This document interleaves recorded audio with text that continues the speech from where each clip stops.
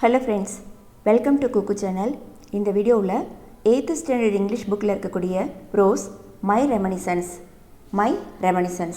இந்த ப்ரோஸோட guided reading பார்க்கலாம். My reminiscences, Rabindranath Tagore. Beauty lies in the beholder's eyes. Reading. Listen to the teacher and read this section. When I returned home from the outset of my second voyage to England, my brother Jyotirindra and sister-in-law were living in a riverside villa at Chandranagore, and there I went to stay with them.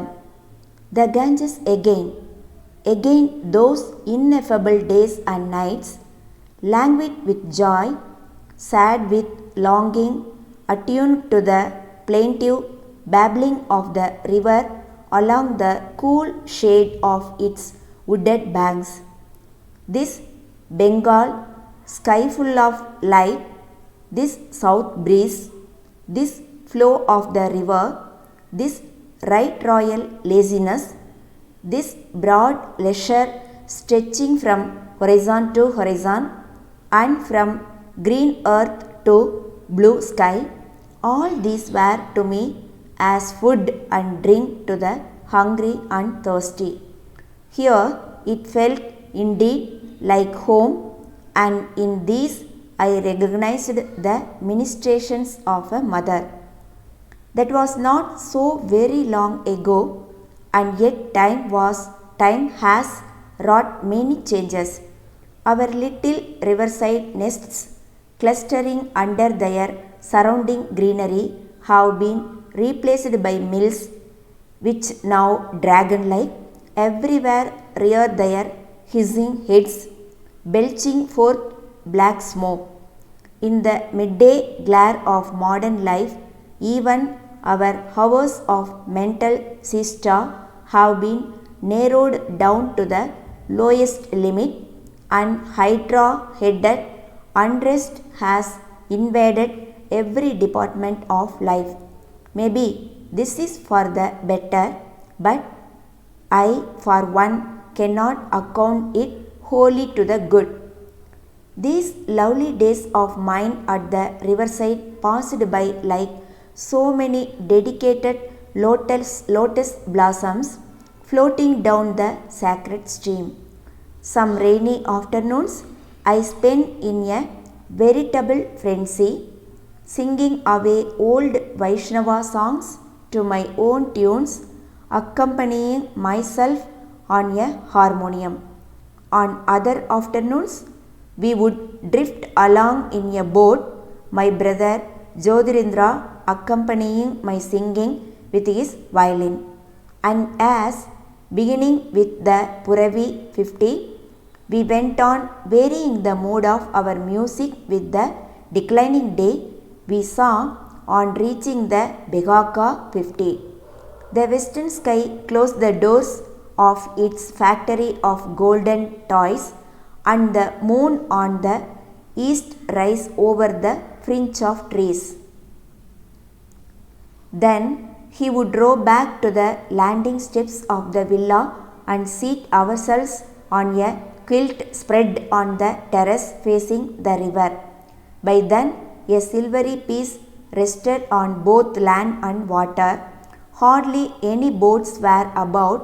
The fringe of trees on the bank was reduced to a deep shadow, and the moonlight glimmered over the smooth flowing stream. The villa we were living in was known as Moran's Garden. A flight of stone flagged steps led up from the water to a long, broad veranda which formed part of the house. The rooms were not regularly arranged, nor all on the same level, and some had to be reached by short flights of stairs. The big sitting room overlooking the landing steps had stained glass windows with colored pictures. One of the pictures was of a swing hanging from a branch, half hidden in dense foliage, and in the checkered light and shade of this bower, two persons were swinging, and there was another of a broad flight of steps leading into some castle-like palace, up and down which men and women in festive garb were going and coming. When the light fell on the windows, these pictures shone wonderfully, seeming to fill the riverside atmosphere with holiday music. Some far away, long forgotten revelry seemed to be expressing itself in silent words of light. The love thrills of the swinging couple making alive with their eternal story the woodlands of the river bank. The topmost room of the house was in a round tower with windows opening to every side. This I used as my room for writing poetry. Nothing could be seen from thence save the tops of the surrounding trees and the open sky. I was then busy with the evening songs, and of this room I wrote, there where in the breast of limitless space clouds are laid to sleep, I have built my house for thee, O poesy. About the author. Rabindranath Tagore, 1861 to 1941, Nobel Prize winning Bengali poet, author, philosopher, artist and educator, wrote Geetanjali 1912. My Reminiscence was written and published in his 50th year, shortly before he started on a trip to Europe and America for his failing health in 1912. It was in the course of this trip that he wrote for the first time in the English language for publication. Thanks for watching this video. இந்த video உங்களுக்கு பிடிச்சிருந்தா like பண்ணுங்க, comment பண்ணுங்க, share பண்ணுங்க. தொடர்ந்து video பார்க்க சேனலை subscribe செஞ்சு பெல் பட்டன் அழுத்திக்கோங்க. அப்பதான் வீடியோ அப்லோட் பண்ணும்போது உங்களுக்கு நோட்டிஃபிகேஷன் கிடைக்கும். Thank you.